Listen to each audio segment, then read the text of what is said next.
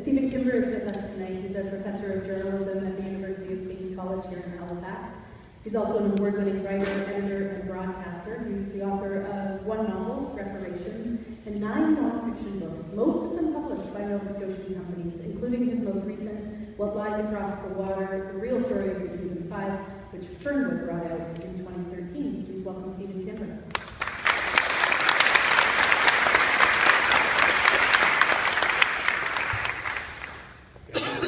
Thank you all for showing up tonight. This is wonderful turnout and a wonderful support for the reason that we're all here.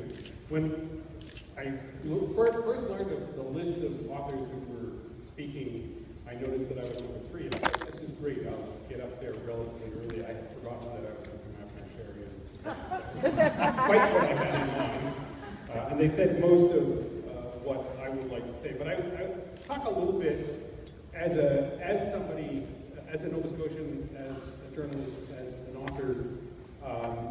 25 years ago, I got my first opportunities to be published from Nimbus, from Pottersfield, from Lorimer, local publishers that took a chance on local writers, and I think that's really, really important. And you know, they weren't in it to make money.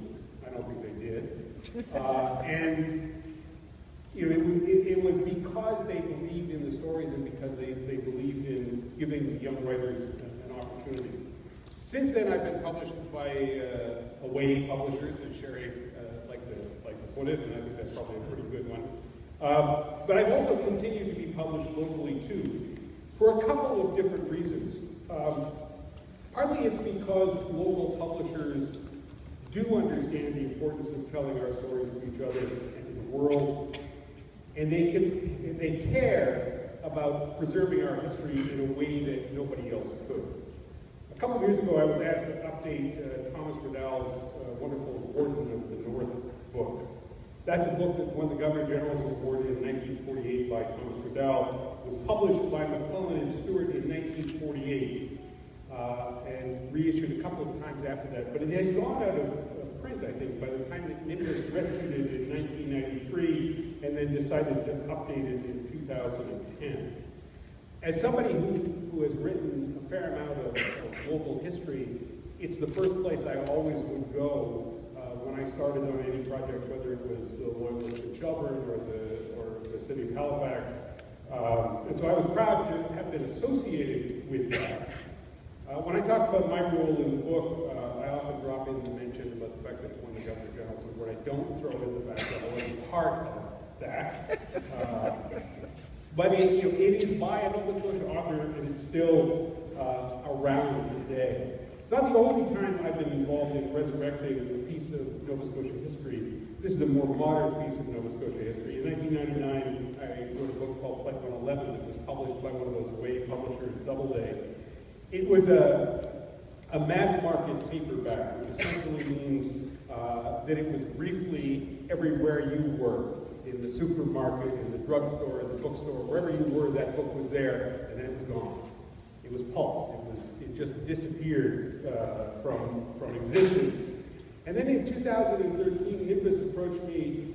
They had decided they wanted to resurrect the book and update it to the 15th anniversary of that event.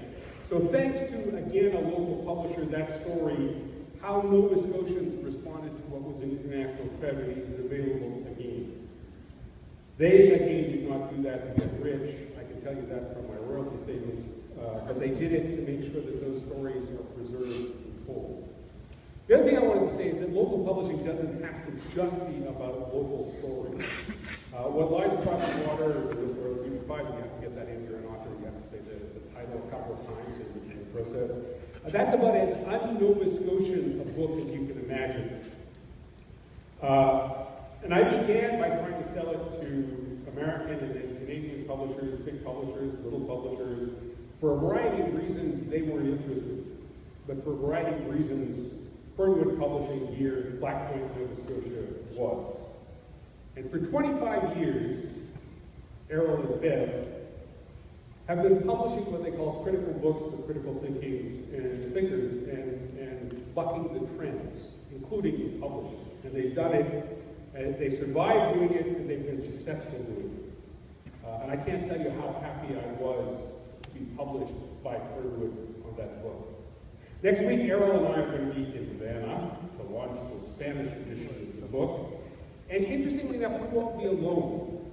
We'll be there with somebody else, another Fernwood author who has a Spanish edition of his book, biography of Jose Marti, coming out. It's written by John Kirk of Halifax, and it's published, of course, by Nova Scotian publisher Fernwood.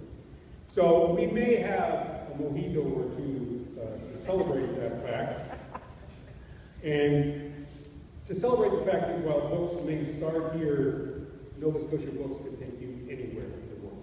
Thank you very much.